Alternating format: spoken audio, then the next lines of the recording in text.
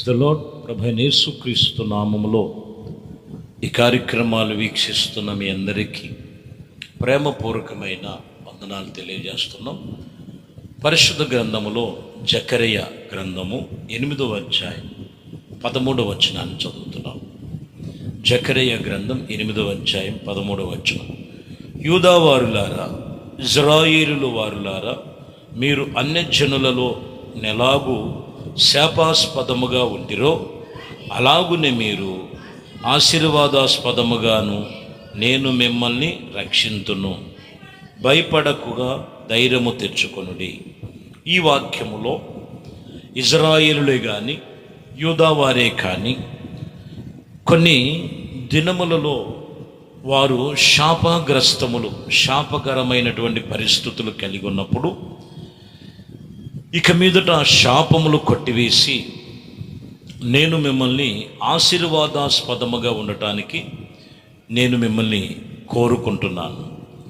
కాబట్టి భయపడద్దు, ధైర్యం ఎక్కడ విడుచుకోక ధైర్యము తెచ్చుకోండి, రక్షించువాడు నేనేనని ఈరోజు మూలవాక్యములో మీరు ఆశీర్వాదాస్పదముగా ఉందురు.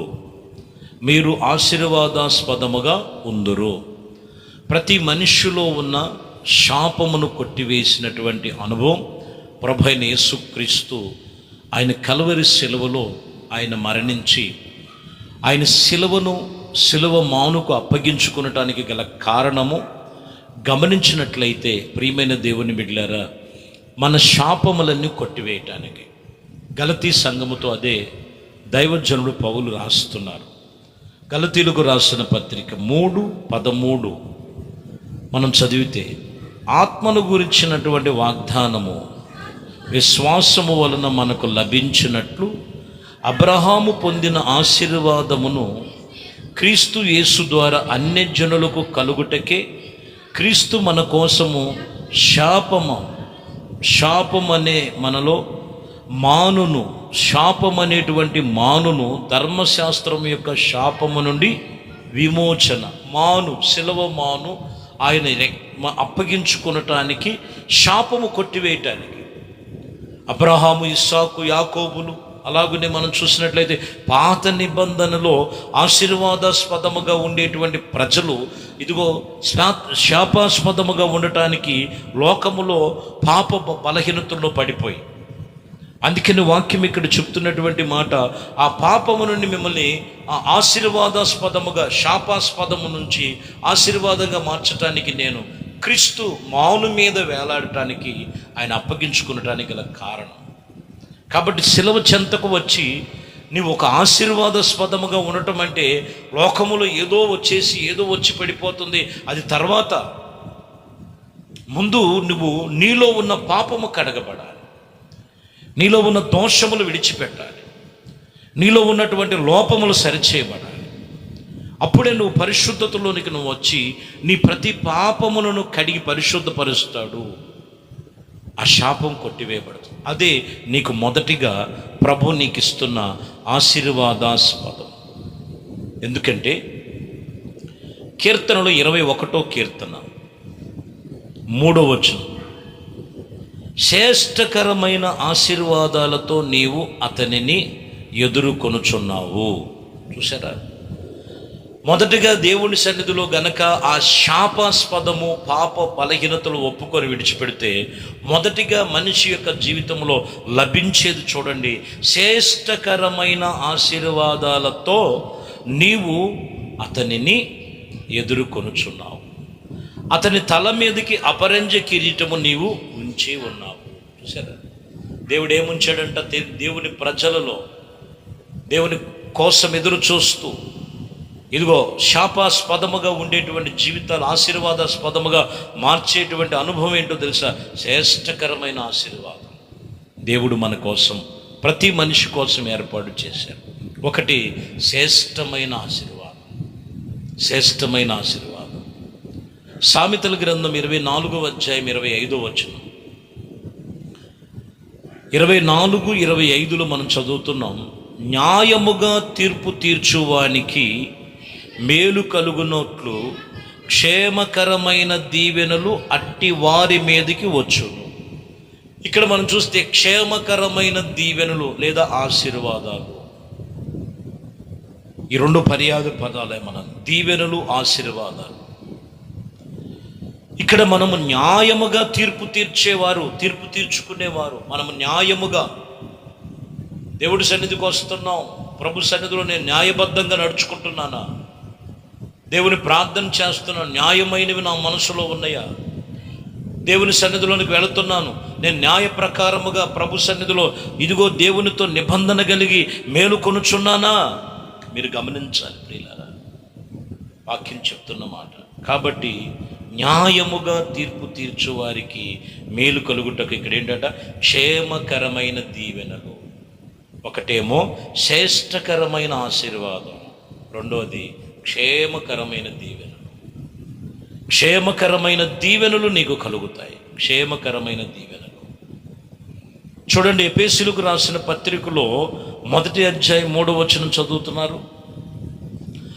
మన ప్రభు అయిన యేసుక్రీస్తు యొక్క తండ్రి యగు దేవుని యొక్క స్తుతింపబడును గాక.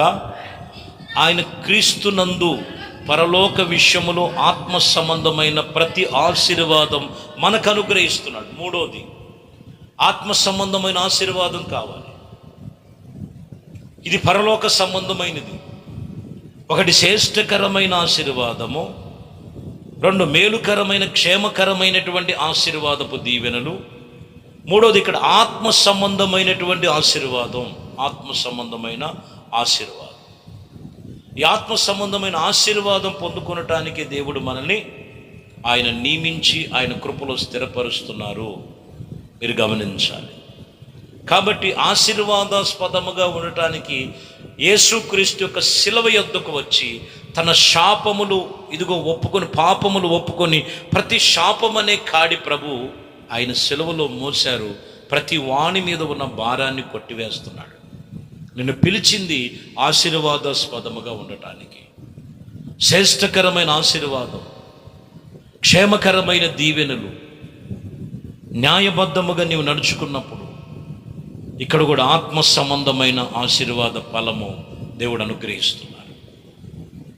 సామెతల్లో 10వ అధ్యాయం 22వ వచనములో, సామెతల్లో 10వ అధ్యాయం 22వ వచనములో, యెహోవా ఆశీర్వాదము ఐశ్వర్యం ఇచ్చును, నరులు కష్టము చేత ఆ ఆశీర్వాదమేమీ ఎక్కువ కాదు.